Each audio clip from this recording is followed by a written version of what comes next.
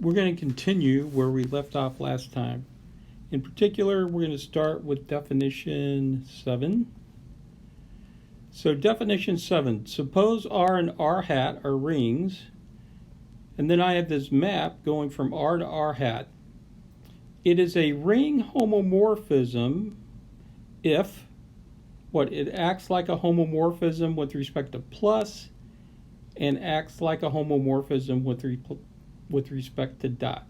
So a ring homomorphism is like a group homomorphism, except now I have two operations to check, both plus and dot. All right, then what do I mean by a ring epimorphism? And the answer is an epimorphism, just like it was in groups, is a ring homomorphism that is surjective. Okay, so that's an epimorphism. And now that we know what that is, let's go ahead and prove a little theorem that says, suppose I have a mapping going from R to R hat that is a ring epimorphism such that R is a ring with unity. Okay, so R is a ring with unity. That means R dot has an identity. The claim is, in that case, R hat is a ring with unity as well. All right, so let's go ahead and prove this. We're going to let 1 denote the unity in R plus dot. And what we're going to show is that phi of 1, okay, it's the image of 1, is unity in R hat. So it's what you think should be unity. All right, so what does it mean to be unity in R hat? And the answer is, it's unity in R hat if, when I take anything in R hat and I multiply it by what I think my unity is, phi of 1 in this case, I should always get R hat back. All right, so that's what we're going to have to prove. So I'm going to choose an R hat in big R hat, and then I have to show that R hat dot phi of 1 is phi of 1 dot R hat is equal to R hat. Remember here, multiplication is taking place in big R hat. All right, what's the point? The point is that since phi is an epimorphism, everything in R hat gets hit. So in particular, for this small R hat, there's a small r such that R hat is phi of R. Then we're going back here, R hat times phi of 1 is, okay, well, R hat is phi of R, so it's phi of R times phi of 1, which is phi of R dot 1, which is phi of R, which is equal to R hat. So this is equal to that. I claim a similar argument shows that this is equal to that. And for the homework, I might ask you to repeat that similar argument. All right, let's go on to definition 10. We're talking about rings. So what does it mean to be a commutative ring? Well, remember, if it's a ring, R plus is automatically abelian. So that's just a ring. So when I say commutative ring, what we mean is not only is R plus abelian, but what R dot, that operation is commutative, right? So when I say commutative ring, I already know plus works. I'm saying dot works as well.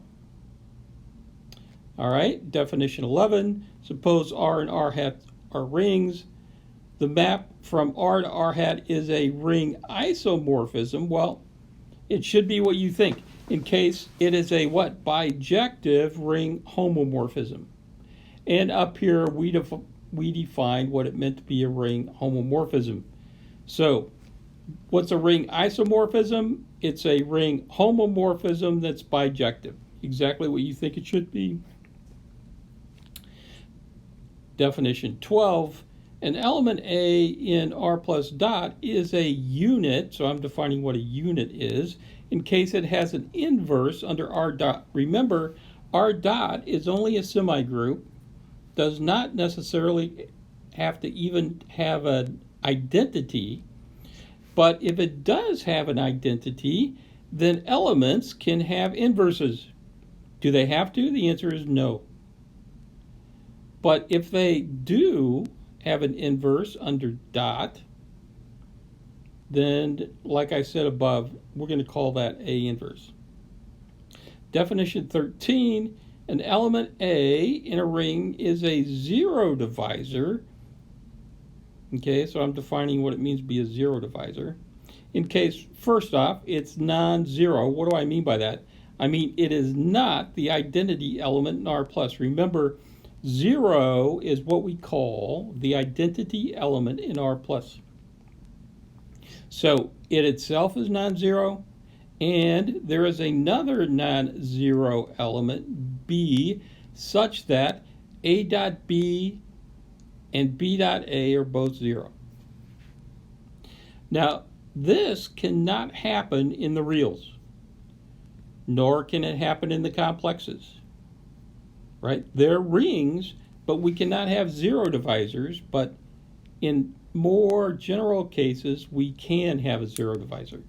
And you should probably recall, sort of in passing, that I talked a little bit about zero divisors previously, but not in depth.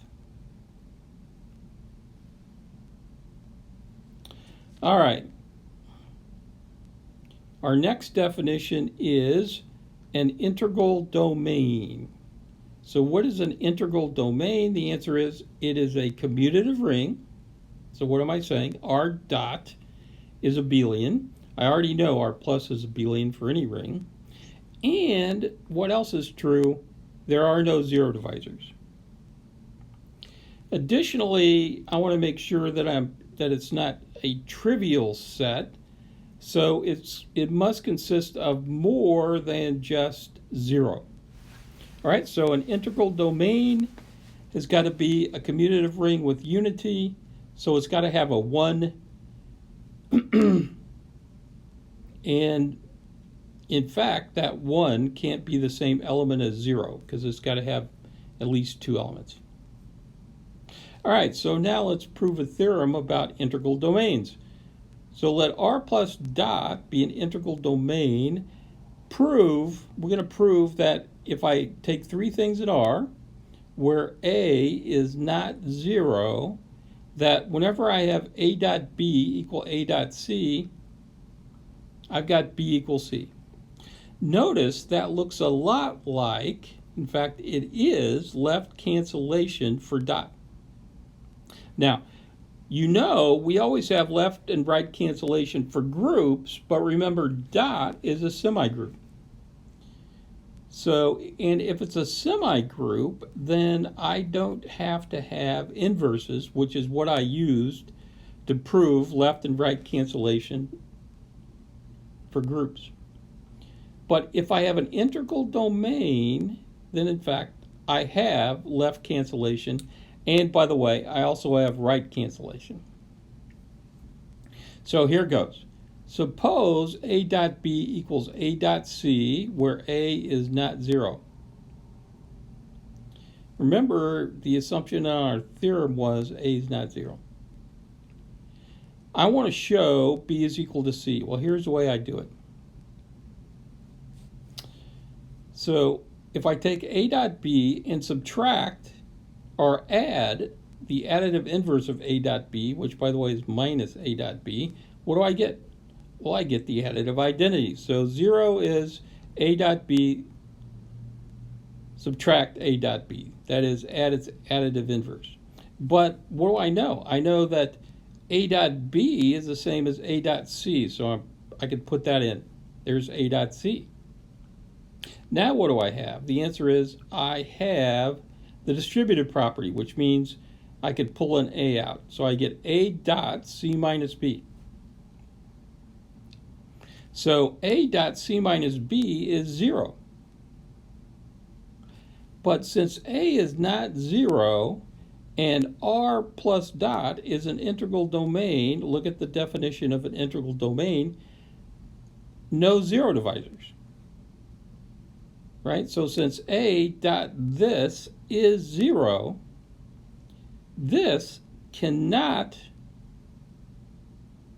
be non-zero. Because if A were non-zero and this were non-zero, then both of those things would be zero divisors. So what do I conclude? That this thing has to be 0. So C minus B is 0. And now I add B to both sides. And I get C has to equal B. There we go.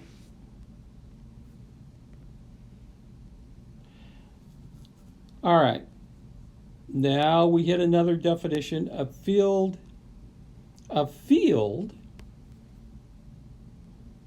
that's what I'm defining, is what? A commutative ring with unity. All right, so that means dot has an identity in which what? Every non-zero element is a unit. Now what does that mean? Every non-zero element has a multiplicative inverse. All right, and so in exercise 17, 18, and 19, I'm going to ask you on the homework to give me examples of integral domains that aren't fields, etc., but I'm going to leave that to you. And now let's prove a little theorem. Theorem 20. Every field consists of that consists of more than just the element 0 is also an integral domain. All right.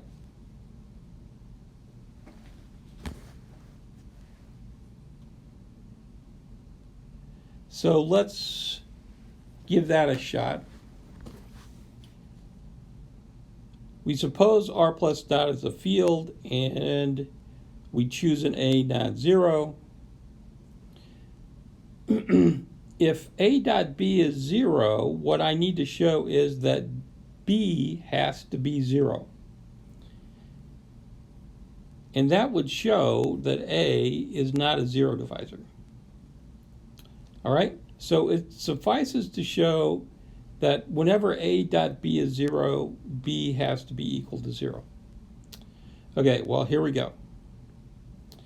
Since R plus dot's a field and A is not 0, what do I know? That I have an A inverse. But if A dot B is 0, then I can multiply both sides of that by its inverse, A inverse. And what do I get? I get A inverse, A dot B is A inverse dot 0, but remember, we have a previous theorem that says A inverse dot 0 always has to be 0. In fact, anything dot 0 is 0. So then I clean this up. A inverse dot A, what's that? That's just the identity. All right, so B is this thing,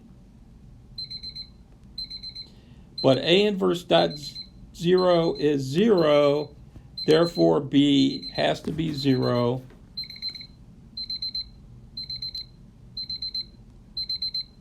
And we're done.